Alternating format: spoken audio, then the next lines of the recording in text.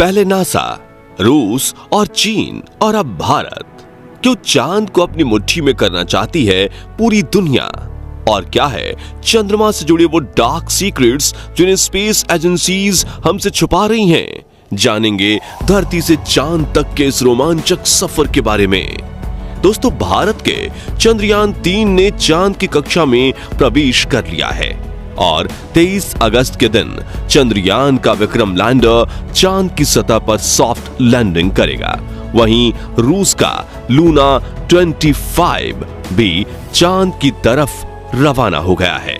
जबकि साल 2024 में नासा भी अपने आर्टेमिस प्रोग्राम के तहत एक बार फिर वैज्ञानिकों को यानी एस्ट्रोनॉट्स को चांद पर भेजने वाला है और चीन भी जल्द ही एक और मून मिशन करने वाला है। लेकिन अब सवाल आता है कि इन सभी देशों को चांद पर ऐसा तो क्या दिख गया जो चारों तरफ चांद पर पहले पहुंचने की होड़ मची हुई है? और आखिर चांद से जुड़े ऐसे तो कौन से रहस्य हैं जिनसे पर्दा उठाते ही हमारा चांद को देखने का नजरिया ही बदल जाएगा?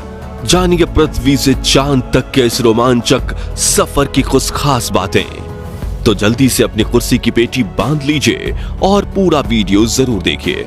दोस्तों, चांद हमारी पृथ्वी से 3,84,400 किलोमीटर दूर है और अगर हम सीधा रास्ता पकड़ते हैं तो इसी के आसपास डिस्टेंस में ही हम चांद की सतह पर पहुंच जाएंगे।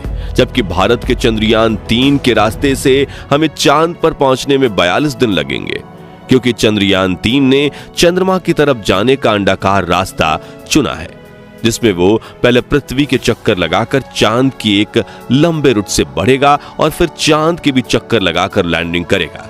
हालांकि ये रास्ता काफी किफायती तो है, लेकिन इसमें हमें एस्ट्रोनॉट के लिए बहुत खाना, ऑक्सीजन और पानी की जरूरत पड़ेगी, जिसे स्टोर करने के लिए बड़ा स्पेसक्राफ्ट चाहिए होगा। और इस रास्ते से जाने पर 30 लाख किलोमीटर की दूरी तय करके हम काफी थक भी जाएंगे। इसलिए चलिए हम अमेरिका और रूस वाले सीधे रास्ते से ही चांद की तरफ चलते हैं और इस रास्ते से हमें चांद पर पहुंचने में 4 से 5 दिन लगेंगे।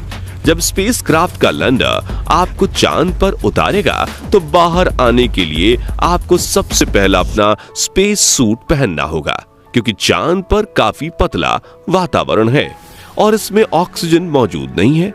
इसी वजह से सांस लेने के लिए आपको बंद स्पेस सूट के पीछे लगे ऑक्सीजन सिलेंडर का सहारा लेना होगा। स्पेस सूट पहनने के बाद जब आप चांद की सतह पर कदम रखेंगे तो खुद को काफी हल्का महसूस करेंगे। दरअसल चंद्रमा का गुरुत्वाकर्षण पृथ्वी से 6 गुना कम है, इसलिए अगर पृथ्वी पर आपका वजन 60 किलोग्राम है तो चांद पर यह सिर्फ 10 किलोग्राम ही हो जाएगा। इसी वजह से पहली बार चांद पर कदम रखते ही शुरुआत में आपका बैलेंस बिगड़ेगा और आप चलने के बजाय उछलते हुए नीचे भी गिर सकते हो। इसलिए चांद की सतह पर संभल कर कदम रखना जरूरी है। खैर, अब चांद की सतह की बात करें तो यहाँ पृथ्वी की तरह सीधे रास्ते नहीं बने हुए हैं, बल्कि चांद की सतह उबड़ खाबड़ है और यहाँ जगह जगह पर चट्टाने, पहाड़ और बड़े बड़े क्रैटर यानी गड्ढे हैं। चांद पर ये गड्ढे अरबों सालों से गिर रहे उल्कापिंडों की वजह से बने हैं और ये 1 सेंटीमीटर से लेकर 2500 किलोमीटर तक बड़े हैं। वहीं चांद की मिट्टी यानी कि लूनर सॉइल बिल्कुल ज्वालामुखी से निकलने वाली राख जितनी पतली है और इसका रंग भी पृथ्वी की मिट्टी से ज्यादा डार्क, बिल्कुल सीमेंट की तरह होता है। इस मिट्टी में खुरदरापन न होने की वजह से आप जैसे ही इस पर कदम रखेंगे आपके पैरों के निशान बन जाएंगे, जिस वजह से चांद पर सबसे पहले कदम रखने वाले एस्ट्रोनॉट नील आर्मस्ट्रॉन्ग और बल्ज एल्ड्रिन के पैरों के निशान आज भी मौजूद हैं। अब चांद की खूबसूरत जमीन देखने के बाद साथियों, आप अपनी नजरें जब ऊपर की तरफ करेंगे तो आपको हमारी पृथ्वी भी दिखाई देगी। जी हाँ, जैसे पृथ्वी पर चांद का उदय होता है वैसे ही चांद पर भी पृथ्वी का उदय होता है। बस फर्क इतना है कि पृथ्वी से देखने पर चांद काफी छोटा लगता है और चांद से देखने पर पृथ्वी बहुत बड़ी दिखाई देती है और यहाँ से धरती की खूबसूरती देखकर आप मंत्रमुग्ध हो जाओगे। अब अगर आप चांद के उत्तरी ध्रुव पर लैंड करोगे तो आपको अपने आसपास भूतकाल में फैले हुए स्पेस मिशन के स्पेसक्राफ्ट और सैटेलाइट के टुकड़ों के साथ प्लास्टिक बैग में भरा हुआ कूड़ा भी दिखेगा। ये कूड़ा नासा के उन 12 एस्ट्रोनॉट्स ने फेंका है जो चांद पर जा पाए। दरअसल इन बैग्स में इनका मलमूत्र और खाने के रैपर्स वगैरह का वेस्ट है। वहीं अगर आप चांद के दक्षिणी ध्रुव पर उस जगह उतरते हैं जहां 4 साल पहले चंद्रयान 2 क्रैश लैंड होकर गिरा था, तो वो आज भी आपको उतनी बुरी कंडीशन में नहीं मिलेगा, क्योंकि क्रैश लैंड होने के बाद ना तो वो बारिश और ना ही तूफानी बवंडर से रूबरू हुआ है। इसलिए अगर आप उसे अपने स्पेसक्राफ्ट में फिट करके पृथ्वी पर वापस ले आए तो उसे ठीक करके वापस भेजा जा सकता है। दोस्तों, आप ये तो जानते ही होंगे कि स्पेस के सभी सेलेस्टियल ऑब्जेक्ट्स पर अचानक उल्कापिंडों की बारिश हो जाती है। ये तो अच्छा है कि पृथ्वी की मैग्नेटिक फील्ड इन उल्कापिंडों को या तो साइड में धकेल देती है या फिर ग्रेविटी और एटमॉस्फेयर इसे धरती तक पहुंचने के पहले ही जलाकर राख कर देते हैं। लेकिन चांद की मैग्नेटिक फील्ड पृथ्वी के मुकाबले काफी कमजोर है। इसकी ग्रेविटी भी कम है और यहाँ घना वातावरण भी मौजूद नहीं है। इसी वजह से चांद पर लगातार उल्कापिंडों की बारिश होती रहती है।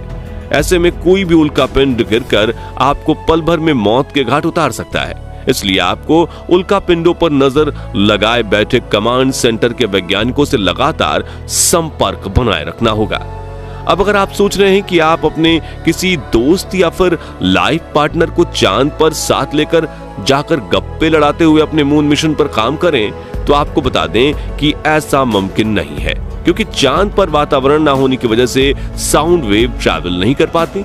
यानी कि अगर आप अपने साथी को कुछ बोलेंगे तो वो आपके होंठ हिलते हुए तो देखेगा, लेकिन आपकी आवाज नहीं सुन पाएगा। इतना ही नहीं, चांद पर आपको अपनी आवाज तक नहीं सुनाई देगी, मानो जैसे मोबाइल की तरह किसी ने आपको भी साइलेंट मोड पर डाल दिया है।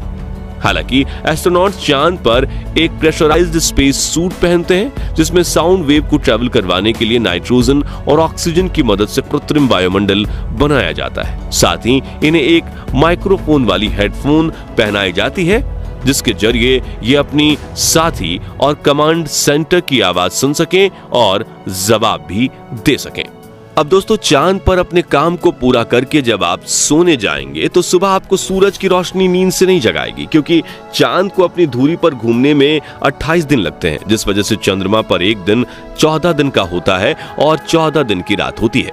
यानी कि वहां एक दिन रात पृथ्वी के 28 दिन के बराबर होता है। ऐसे में अगर आप दिन के समय चांद पर गए तो 24 घंटे ही आपके आसपास उजाला होगा और सोने व जागने के लिए आपको पृथ्वी के समय का इस्तेमाल करना होगा, क्योंकि आपका शरीर उसी तरह से काम कर पाएगा। बता दें कि अंतरिक्ष में गए सभी astronauts omega speedometer professional watch पहनते हैं, जिसमें वो रात का अलार्म लगाकर सोते हैं और सुबह अलार्म बजते ही उठ जाते हैं। साथियों, एक और बड़ी दिक्कत है कि रात के समय चांद का तापमान -130 डिग्री तक पहुंच जाता है, जबकि दिन के समय यही तापमान 120 डिग्री सेल्सियस तक बढ़ जाता है। वैज्ञानिकों द्वारा की गई खोज के मुताबिक चांद के हर हिस्से का तापमान अलग अलग होता है और इसमें से सबसे खतरनाक जगह पर चांद के दक्षिणी ध्रुव में मौजूदा डार्क साइड। आपको बता दें कि चांद के इस इलाके में काफी बड़े बड़े गड्ढे हैं और कई अरबों सालों से यहाँ सूरज की रोशनी नहीं पड़ी है। इसलिए इन क्रैटर्स का तापमान -230 डिग्री तक पहुंच जाता है। इतने कम तापमान में स्पेसक्राफ्ट के उपकरण काफी ठंडे पड़ जाते हैं और कुछ तो इस तापमान की मार झेल नहीं पाते। इसी वजह से दुनिया के किसी भी देश ने चांद के दक्षिणी ध्रुव में लैंडिंग नहीं की है और यही वजह है कि भारत अपने चंद्रयान 3 को वहां पर दिन के समय में ही उतारने वाला है, ताकि तापमान ज्यादा ठंडा ना रहे। और इस लैंडिंग के साथ हम दुनिया के वो पहले देश बन जाएंगे जिसने चांद के दक्षिणी ध्रुव पर फतेह हासिल की है। दोस्तों, चांद अपनी धुरी पर एक चक्कर लगाने में 28 दिन लेता है, वहीं इसे पृथ्वी का एक चक्कर लगाने में भी उतना ही समय लग जाता है। इसलिए हम चांद का सिर्फ एक हिस्सा आज तक देख पाए हैं और अगर आप चांद के पिछले हिस्से के अंधेरे वाले इलाके पर पहुंच गए तो आपके साथ काफी खौफनाक चीजें हो सकती हैं। बता दें कि चांद पर कई सालों से रिसर्च कर रहे कुछ वैज्ञानिकों का यह भी कहना है कि भूतकाल में वहां कोई एलियन सभ्यता बसी थी। और आज भी चांद के डार्क जोन में एलियन मौजूद हो सकते हैं। हालांकि आज तक किए गए सभी मून मिशन में हमें उनकी मौजूदगी का कोई पुख्ता सबूत नहीं मिल पाया है, लेकिन अब चांद के इस रोमांचक सफर को यहीं पूरा करके अपने स्पेसक्राफ्ट में बैठकर पृथ्वी पर वापस लौट आते हैं और ये जानने की कोशिश करते हैं कि वैज्ञानिकों को चांद में इतनी दिलचस्पी है क्यों। तो इसका मुख्य कारण ये है कि आज से 450 करोड़ साल पहले जब एक ग्रह पृथ्वी से आकर टकराया था, तब पृथ्वी का एक हिस्सा टूटकर धरती से 4 लाख किलोमीटर दूर चला गया और पृथ्वी की परिक्रमा करने लगा, जिसे हम चांद के नाम से जानते हैं। इसी वजह से इसके क्रस्ट में पृथ्वी की तरह ही कई महत्वपूर्ण खनिजों की मौजूदगी हो सकती है। वही चंद्रयान 2 ने चांद की सतह पर वाटर आइस और हाइड्रोक्लिल्स के रूप में पानी की खोज की है, जो इंसानों के जीवन के लिए काफी जरूरी है। इसके अलावा अंतरिक्ष में चांद ही पृथ्वी के सबसे करीब है, इसलिए भविष्य में वहां जाकर बसना हमारे लिए काफी किफायती साबित होगा। वहीं यहाँ पर हम एक लूनर स्टेशन भी बना सकते हैं। इन्हीं कारणों की वजह से सभी स्पेस एजेंसीज चांद में सबसे ज्यादा दिलचस्पी दिखाती हैं। तो दोस्तों, अगर भविष्य में मौका मिले तो क्या आप चांद पर जाकर बसना चाहेंगे या नहीं? कमेंट करके जरूर बताइए। और वीडियो जरूर पसंद आया होगा तो जल्दी से इसे लाइक और शेयर करके हमें सपोर्ट कीजिए। साथ ही जानकारी से भरपूर ऐसी रोमांचक वीडियोस देखते रहने के लिए हमारे चैनल को सब्सक्राइब और फेसबुक पेज को फॉलो जरूर करें। धन्यवाद।